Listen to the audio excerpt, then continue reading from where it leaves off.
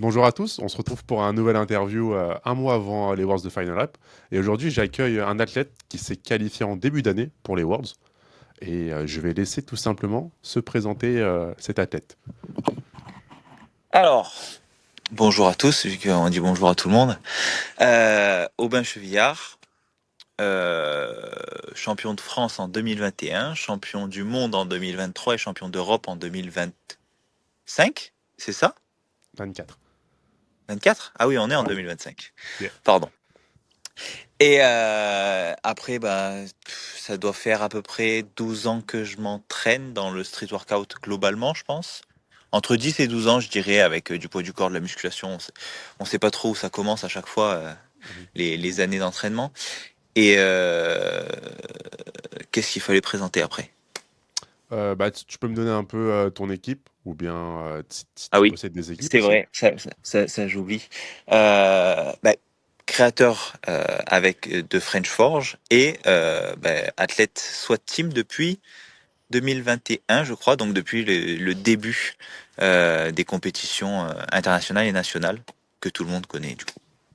C'est vrai qu'on t'avait vu en Ukraine, si je me trompe pas, avec la SWAT pour les championnats du monde. L'Ukraine, c'est la toute première. C'est la Ok. toute première. Au départ, je devais participer avec Ludo et Baki. Ludo avait eu sa blessure, alors je crois que c'était à l'œil ou au doigt à ce moment-là. Et du coup, j'étais parti qu'avec Baki. Et j'avais fait deuxième au max muscle up à 20 kilos. C'était pas le street lifting comme on le connaît aujourd'hui. Mhm. Et troisième street lifting, mais street lifting c'était que traction et dips. Ouais. La version classique, si je me trompe pas, il y a une fédé qui existe encore aujourd'hui. Ouais, c'est une fédé qui était ukrainienne, hein, ils étaient bien implantés, mais après, avec l'arrivée de toutes les problématiques actuelles, forcément, ça s'est un petit peu essoufflé, même si je crois que le compte est encore un petit peu actif. Ouais, il me semble que cet été, il y a eu des championnats à Amsterdam, aux Pays-Bas. On avait un pote Ouais. à nous de Saint-Priest, là où on s'entraîne, qui a fait un truc de strongman là-bas. Il nous avait invités de base pour qu'on vienne avec lui parce que justement, il y avait ce street lifting classique, juste traction et dips. C'était Ok. des formats, il y avait tout, hein. C'est-à-dire ça pouvait passer des max handstand push-up au max front hold, au street lifting, au max muscle up du corps. Bon, il y avait vraiment de tout. Et Mhm. c'était quand même sympa parce qu'il y avait énormément de spectateurs. Mais pour les athlètes, c'était compliqué parce qu'il y avait beaucoup d'attentes avec les mouvements. Ah ouais, ouais, donc pas évident de gérer ton match alors. C'était très très dur. Et du coup, juste catégorie, tu étais en moins de 113. Et Ouais, on va faire un peu la transition. Cette année, tu changes de catégorie. Donc du coup, début d'année, tu te qualifies dans ta nouvelle catégorie, les moins de 80, à l'Open du Portugal. Tu fais premier. exactement. Si je me trompe pas, c'était en février ou mars. Tu étais parti avec C'était la SWAT et dé- Lionel. Je crois que c'était début février même. Ok, début février. Donc c'était Ouais. très très tôt dans l'année. Donc logiquement, bah, tu valides ton ticket pour Final Lap, même si c'était pas encore officiel. Donc déjà, comment s'était passée la compète, comme tu es monté de catégorie, et comment tu as géré le post-compète? Pourquoi avoir choisi une compétition aussitôt pour les qualificatifs de Final Rep? Est-ce que tu as quelque chose derrière la tête? Ou juste, c'était comme ça, et il n'y avait rien, t'as rien calculé, tu as juste fait cette compétition au début de l'année? Alors déjà l'année précédente, même en moins de 73 avec Lionel, on était parti faire les Open d'Italie en début mars du coup, il me semble. Je crois que c'est ça, c'était début mars l'année dernière et début février cette année. Cette année on est allé au Portugal de un parce que Lionel c'est chez lui, il est portugais. Hein. Pour tous les gens qui croient qu'il est français, il est que portugais. Et du coup il voulait le faire là-bas et il voulait que je vienne avec lui. Du coup on y allait tous ensemble avec la SWAT et Samy, celui qui s'occupe de Tatakai. Mhm. Et du coup, d'abord, c'était aussi pour ça, et aussi parce qu'à chaque fois, on choisit les premiers Open. Oui, il y a un côté stratégique, c'est se laisser le plus de temps possible pour que nos perfs soient assez flous quand même lorsqu'on arrive au championnat du monde ou d'Europe, et aussi le faire le plus tôt possible, parce que comme ça, c'est débarrassé. C'est toujours en fait la même chose, mais c'est aussi qu'on on a beaucoup plus de temps. Je crois que février jusqu'à octobre, ça nous fait 7 mois de préparation contre 3-4 mois pour ceux qui finissent en juin, quoi. Ouais. Donc, ouais. Donc, la compétition avant la transition vers les moins de 80 s'est bien passée. C'était quand même très dur de tirer. parce que mon poids faisait quand même le yo-yo. Je crois que je monte jusqu'à 83 kilos, mais en fait à la compétition, je suis pesé avec un petit déj dans le ventre à 78 et demi. Donc j'étais vraiment large parce que mon poids, je pense qu'il faisait le yo-yo. Je devais faire, je sais pas exactement. Peut-être que la balance buguait aussi, j'en sais rien. Et euh, et on voit que sur le tirage, quand même, sur la traction, c'était très dur. La traction, c'est un record du monde non officielle à 105.5, mais elle passe vraiment tout juste, alors que quelques mois avant, je fais une 108 que j'expédie.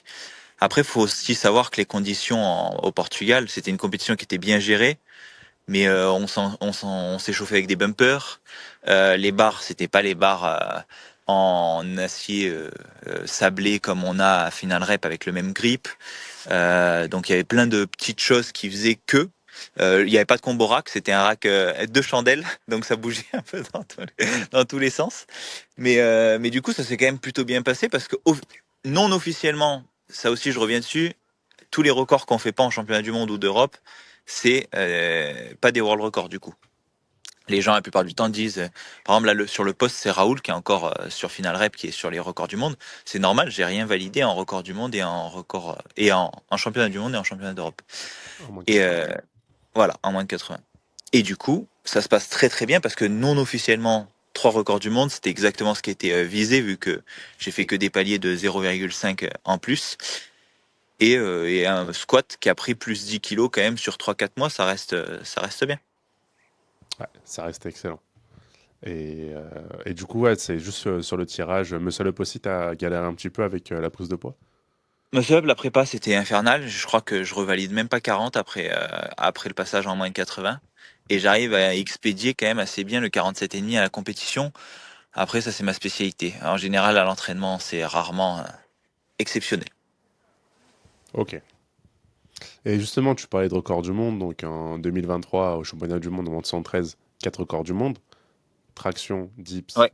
et muscle up. Et le record total. Tu Et le total. remets une couche aux Europes l'année d'après. Donc ça te fait 8 records du monde à ton actif. Et Alors, ouais, non, ouais, ça fait toujours 4 records du monde. Quand on disait 8 records du monde, c'est en comptant justement ceux des moins de 80. ok, J'avais fait le record du monde non officiel total. Muscle Up, traction et dips non officiel aussi. Mais du coup, officiellement, actuellement, j'ai 4 records du monde. ok. Donc Voilà. du coup, tu as les 4 records du monde en moins de 113. Tu as double champion à l'international, Europe et monde. Est-ce que Ouais. t'en as eu marre de martyriser la catégorie et tu t'es dit, toc toc toc, la faucheuse, elle passe en moins de 80? Alors, je pense qu'aussi, la chose la plus déterminante, c'était les cuts qui devenaient de plus en plus lourds. Euh, je crois que je commence le cut à 79, 78,5, 79 sur les championnats d'Europe. Donc, la pesée était aussi la veille sur ces compétitions, Europe et monde. Et là, maintenant, les pesées passent le matin même. Et Mhm. du coup, je peux plus jouer à perdre 6 kilos comme tout le monde faisait. Hein. J'en connaissais qui descendaient de 81 ou 82 en moins de 113. Mais du coup, là, on peut. C'est pas forcément intelligent de partir là-dessus. Et je pense que ma catégorie pour 1m80, c'est quand même d'être en moins de 80 kilos. Ok. Et juste une question par rapport à ça. Est-ce que si personne fait de coaching et justement bah, on met la pesée le jour même, est-ce que ça vous arrange pas vous les athlètes? Parce que les coachings, bah, on le voit par exemple en MMA où c'est assez compliqué à gérer. Il y a beaucoup d'athlètes qui font des crises et qui finissent à l'hôpital. Est-ce que c'est pas mieux pour vous finalement d'avoir cette pesée de jour J et d'éviter de cutter et de mettre sa santé en danger?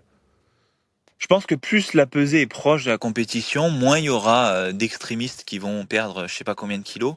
La MMA, le gros problème avec d'autres sports de combat, si ce n'est tous, c'est que la pesée est 2 jours avant, il me semble. Je crois que c'est 48 heures Euh, avant. c'est Donc entre le rythme, 48 et 36, ouais. Ou même 24. voilà.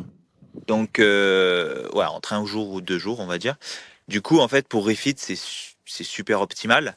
Nous, le maximum qu'on avait, c'était le soir pour le matin. Donc, on avait 12 heures, on va dire, à peu près, au max, ou allez, 16 heures au maximum. Donc, déjà, ça réduisait un petit peu ce qu'on pouvait faire. Et forcément, plus il y a de temps, plus on va pouvoir perdre de poids. Alors, bien sûr, c'est toujours plus on va perdre, plus c'est dangereux. Mais Là, il y aura toujours des gens qui vont cut, hein. En Italie, quand je suis en moins de 73, je faisais le même poids. J'ai perdu exactement pareil sur les Open du coup en moins de 73. Et c'était la pesée, je crois vu qu'on il y avait la queue, on termine la pesée 45 minutes avant le début de l'échauffement. Ok. Et j'avais perdu 5,5, 6 kilos. Ok. Et t'as pas pu la récupérer du coup en 1 heure. Impossible. Non, mais le fait de remanger, de reboire, je me pèse à 72,85 exactement. J'ai encore le chiffre. C'était très traumatisant.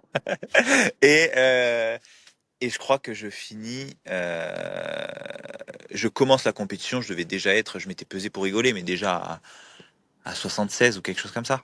75 et demi, 76. Ah ouais, ok. Ok, bah justement, on parle de cutting, on parle de montée de poids. Tu nous as dit que c'était assez compliqué au début le tirage. Finalement, aux Open du Portugal, ça se passe bien. Aujourd'hui, il y a pas mal de temps, donc il y a 5-6 mois qui sont écoulés. Comment tu te sens à 1 mois de l'échéance et surtout, bah, ta prépa en moins de 80, t'en es à où? Ben, actuellement, ce qui est encourageant, c'est que j'ai jamais été aussi lourd, en tout cas de manière stable, et j'ai jamais été aussi bon en tirage non plus. Donc en muscle up à l'entraînement, ça se passe plutôt bien. J'ai revalidé 2 blocs d'affilée, les 45, donc à 83,5 de poids du corps. Je suis entre 82 et 84 de poids du corps le matin à jeun. Euh, Ça reste un gros PR hein, pour moi, surtout que je suis bien meilleur sur le 1RM que sur les séries longues, du coup là sur le muscle up, je peux pas manger le même volume qu'avant. Donc sur le tirage, il n'y a aucun impact. Sur le dip, je suis très bien. Sur le squat, je suis meilleur qu'avant. Mais on va dire que j'ai pas forcément plus pris que les autres mouvements. Ok. Après, sur le dip, ce que tu as mis en story, il y a quand même une belle amélioration. Quel dip c'était le poste? Le poste, ouais, les 165 avec le setup un peu Il y a 5 bancal. kilos, oui, dans des conditions qui sont pas incroyables. Après, c'est toujours ça, c'est qu'il y a toujours une zone de flou et c'est pour ça que je fais beaucoup de PR en compétition. C'est que je suis toujours avec du matériel qui est très différent de ce qu'on va avoir en compétition. Carrément. Et bah, cette année, en moins de 80, tu vas retrouver des nouveaux concurrents. C'est une catégorie qui est assez homogène en plus. Tu vas retrouver ton compatriote Raoul, le Polonais Barto et le Mexicain Elder. On en parlait un petit peu sur les réseaux, c'est très très chaud. Ouais. Déjà, qu'est-ce que ça te fait d'affronter des personnes qui ne sont pas européennes? Parce que jusqu'à présent, il n'y avait que des Européens quasiment au championnat du monde. Là, cette année, il y a beaucoup de Sud-Américains. Qu'est-ce que ça te fait? Et derrière, bah, catégorie homogène, tu penses que ça va être le plus fort qui va gagner le jour J, celui qui tire et qui pousse le plus? Ou bien il y aura aussi une grande part de stratégie et de gestion de match qui va déterminer qui sera le roi des 80? Alors, les Sud-Américains, ils ont toujours été un petit peu présents quand même. Moi, je me rappelle en Ukraine, j'avais déjà un concurrent en Sud-Américain. Bon, bah, il pratique plus à haut niveau, en tout cas actuellement.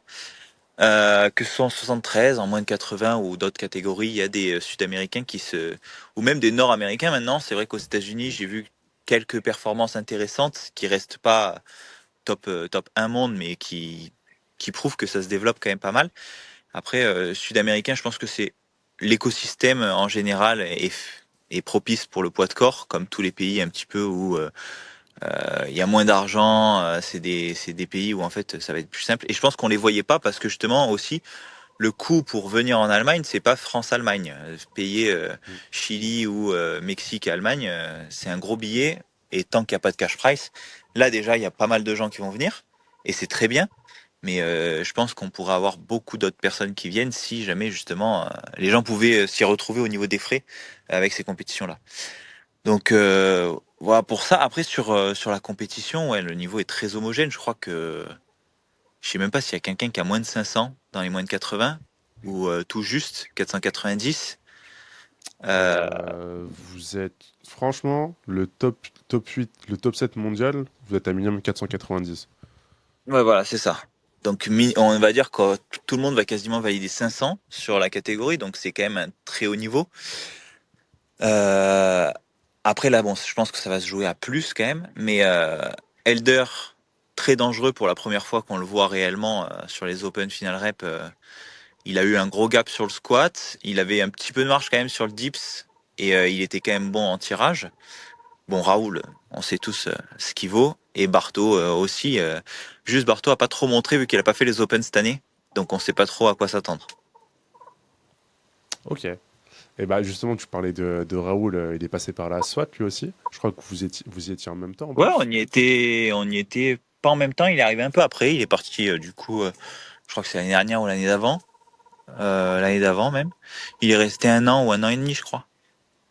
Ça te fait quoi de le retrouver du coup sur un plateau international? C'est toujours pareil, hein. Après, j'ai essayé de me battre un peu contre lui déjà en moins de 73 et de le battre en moins de 80. Euh, on a toujours eu une petite rivalité. Il m'avait pris le record de France l'année d'après à la FNSL. Il avait fait la seule fois où il a été en moins de 73, en fait, c'est quand moi j'ai pas pu faire de sport pendant 1 an, bah de force en tout cas. Ouais.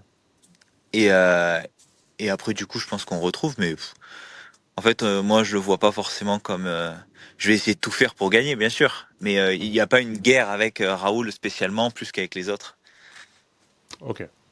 Bah, justement, tu soulignes quelque chose d'intéressant. C'est vrai qu'à un moment, si je me trompe pas, tu allais arrêter le street carrément à cause de tes problèmes au niveau de santé. Ouais, C'était plus trop j'ai ça au arrêté, niveau de la force. j'ai arrêté 8 mois à la force. Je me suis fait coacher par Florian Marek pendant 8 mois, que au poids du corps, du coup. Ok. Et qu'est-ce qui t'a poussé à revenir du coup? Parce que c'est vrai que de passer de je peux plus faire de la force à taper 8 records du monde, il s'est passé quelque chose quand même. Je pense que ça m'a un peu énervé d'arrêter. Et quand j'ai pu revenir, je l'ai fait à 200%. Mais c'est vrai que je crois que si je me souviens bien, j'avais accompagné Flo, Théo, etc. en 2022 au championnat du monde que moi j'avais pas pu faire. Mhm. Et cette année-là d'ailleurs, Barthaud devait être en moins de 73 ou en moins de 80 et je devais être contre lui, il me semble. En Ok. moins de 80. Mais bon, en fait à 75 kilos quoi, je savais pas cut. Mais du coup, je crois que quand je reprends, je valide 380 de total. Et j'ai eu 7 mois et j'ai fait 494 en octobre pour les championnats du monde. Donc j'ai pris 110 kilos avec la reprise, en sachant que mon meilleur total c'était 430 quand j'avais arrêté. Donc j'avais fait une explosion et je pense que c'est surtout, oui, c'était surtout que ça a dû m'énerver et j'ai dû me dire, j'ai pas beaucoup de, de temps pour reprendre quoi. Ouais. Puis aussi, enfin, il y a un truc à souligner parce qu'aujourd'hui, on veut tout rapidement au niveau des perfs. Tu as quand même énormément d'années de pratique derrière. C'est pas dû au Ah hasard. oui, oui, non, mais je partais déjà du record mondial en total non officiel parce qu'il n'y avait pas de championnat du monde. Mais quand je gagne en 2021, j'avais déjà le record mondial en moins de 73. Ouais. Ah, donc t'es, Au coude à coude avec Vicky Santoro à l'époque, c'était en Italie, il avait validé, je crois, 1 kilo de moins ou un truc comme ça. hmm. Ouais, donc tu sors pas de nulle part. Donc il y a de la logique Non, quand non, même. non. Puis aussi, Oui. bah, on parlait de la SWAT, tu es aussi dans la l'une, voire la meilleure équipe au monde en fait. Enfin, on a eu le débat un petit peu avant d'ouvrir l'interview, mais c'est vrai que Ouais.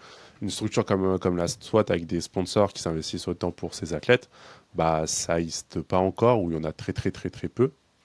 Et ça te fait De, quoi de, du... de- Ouais. Ouais, pardon. Non, non, dis-moi. Non, de ce que je sais, oui, je crois pas qu'il y en ait d'autres. Alors, sauf si c'est dans un autre pays ou quoi.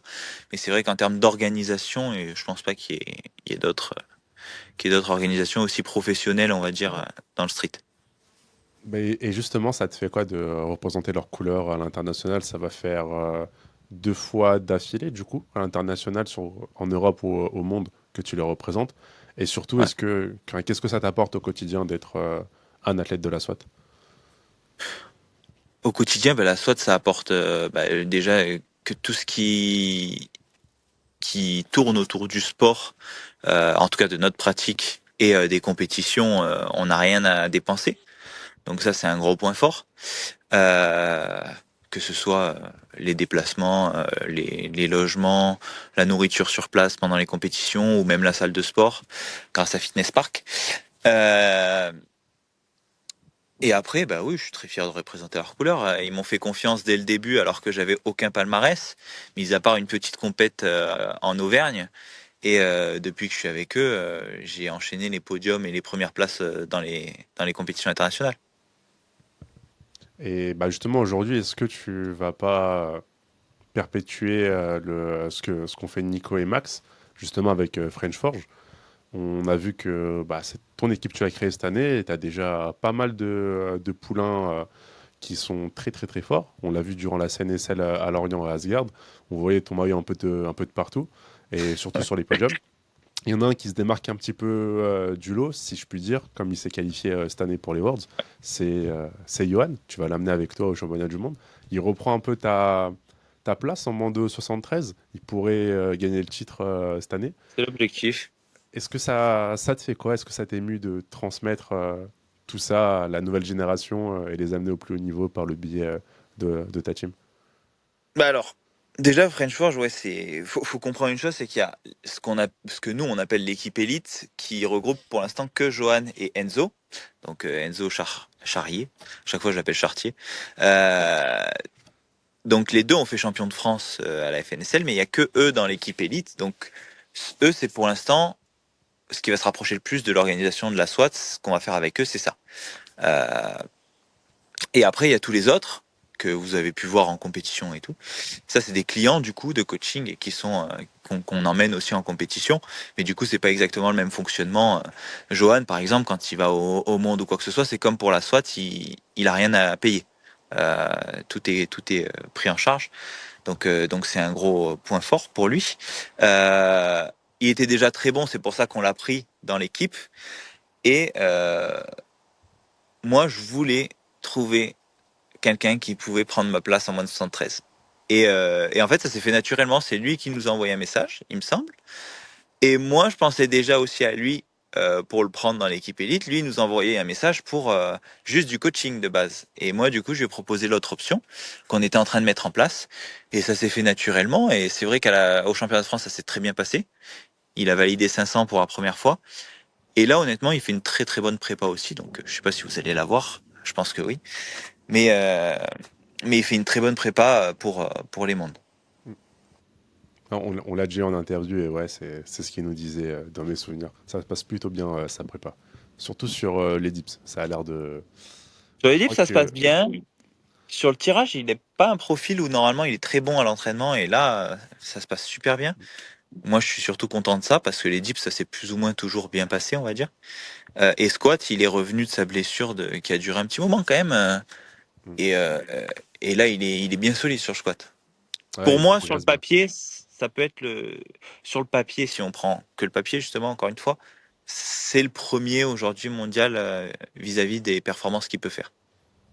Ouais. Après, ça reste très très serré. Il y a aussi une grosse catégorie. Il y a Ça le reste très Chilien. serré. Je me rappelle plus de Il y a son le Chilien, prénom. il y a l'Espagnol Jésus. Ouais. Bah, il y a toujours Lionel qui est dans une bonne prépa aussi, vu qu'on s'envoie nos retours tous les jours. Et après, euh, et Il y a après il y a Franzi aussi. qui? Ouais, Franzi, bah, c'est pas Mais bon, méchant, qui a fait un très mauvais Open, on va dire. bah, j'en parlais avec lui hier, j'étais en interview avec lui. C'est vrai qu'il n'avait pas des gros objectifs pour l'Open, il voulait juste se qualifier. Puis il a eu pas mal de problèmes aussi au niveau de ses hanches qui l'empêchaient de performer à 100%. À voir dans quel état il sera le jour J, mais en tout cas c'est ce qu'on lui Exactement, souhaite, d'être à 100% parce que c'est exactement. bien de gagner, mais c'est encore mieux, j'imagine, de gagner quand tes adversaires sont à 100% et te mettent un peu d'adversité. Bien sûr, bon après l'adversité, il y en a hein, quand même. Il y a quand même, je pense, 4 personnes en moins de 73 qui vont faire plus de 500, là où l'année dernière j'étais seul. Ouais. Ouais, Donc, d'ailleurs, les perfs, elles évoluent plutôt bien. Peu importe les plutôt bien. catégories, chaque année, ça Au fond de explose. moi, j'espère garder le meilleur total quand même, pour pour potentiellement réussir à faire les deux meilleurs totaux. Ah, je sais pas. Enfin, je pense ton petit poulain, faut voir ce qu'il va faire, mais il a l'air très très chaud de ce que j'ai vu. Il a envie, oui. Après, s'il peut le faire, moi, au contraire, je l'emmènerai le plus haut possible. Mais, mais si j'arrive à garder les deux totaux les plus gros, en gagnant les moins de 80, bien sûr, ça serait incroyable. Magnifique. Pour revenir un petit peu sur toi, on en parlait avant de lancer l'interview, mais t'es un peu le record hunter du coup, parce que chaque année tu valides des records, et pas qu'un seul, quatre à chaque fois. Est-ce que ça te met un Ouais. peu la pression pour cette année Awards? Parce qu'on en discutait aussi en message, mais il y a pas mal de monde qui, en fait te voit pas faire moins que des records du monde cette année en moins de 80. Comment tu Exactement. gères Ouais. ça et quel est ton objectif du coup pour les Worlds? En fait, je crois déjà les gens, ils ont trop été habitués parce que j'ai l'impression que maintenant battre des records du monde, c'est normal. Je reçois des messages genre ouais, tu vas faire plus 40 que lui, tu vas faire. Mais non, ça va pas être toute la vie comme ça déjà. Et j'étais peut-être en avance sur les moins de 73. Là, l'écart est quand même bien plus serré. Je crois que l'année dernière, je mets 43 kilos au deuxième. Là, ça va. Si je mets 43 kilos, c'est qu'ils contre-perfent tous parce que c'est impossible. Euh, mais du coup, ouais, les gens sont trop habitués là-dessus. Moi, mon objectif, c'est de gagner, de refaire comme d'habitude, si c'est possible, bien sûr. Je sais que je peux pas compter sur le squat avec des gars qui vont squatter 2,70, c'est impossible. Mais, euh, mais de toute façon, je vais faire mon mieux pour faire les plus grosses perfs. Ouais, justement, en parlant de ça, bah, le jour J, est-ce que tu as un total dans le viseur ou bien des perfs sur chaque mouvement dans le viseur ou c'est pas un truc que tu regardes et toi tu viens pour faire au mieux, pour te donner à fond et l'objectif c'est juste de gagner finalement. Non, je pense que c'est important d'avoir un total dans le viseur parce que si on est objectif et qu'on le valide lors de la compétition et qu'on perd, par exemple, on peut quand même être fier de soi. Là où si on se dit je veux juste gagner, on va jamais être content en fait. Si on perd, bien sûr, mais on va jamais être vraiment content de ce qu'on a fait. Alors que si on perd, mais avec le total qu'on espérait, en fait, on n'aurait pas pu faire mieux. Donc moi l'année dernière, j'avais bien visé. J'avais dit à Shura entre 525 et 535. Je fais 526,5. Donc c'était le meilleur que je pouvais faire. Et cette année, on va dire, j'aimerais bien faire au-dessus de 555. Ok, peut-être des perfs sur chaque moment, t'en as un peu en tête? En fait, ce que je peux faire au maximum, et c'est pas du tout ce que je vais faire, peut-être que si, mais on ne sait pas. Ce que je peux faire au maximum, je pense que c'est 50, 110, 112, euh, 167, 170 et entre 2,30 et 2,40 sur le squat. Ok, très très très solide. La 50, c'est vrai qu'en plus tu l'avais tenté l'année dernière aux Europes, il te Ouais, manquait. mais d'année en année, je mets que de compétition en compétition, je mets que 1,25 à chaque fois en plus. Donc peut-être que cette année, ce sera 48,75. À voir, après tu peux arrondir. On va essayer d'arrondir. Ok, magnifique. Bah écoute, Aubin, merci d'avoir répondu à mes questions. Est-ce que Ah tu bah, de as rien. quelque chose à ajouter pour l'audience et pour la communauté? Bah, faut mettre une punchline. Tu peux. Je vais bien, je vais dire à Captain qui me fait pas peur et que je vais lui reprendre le 3-1.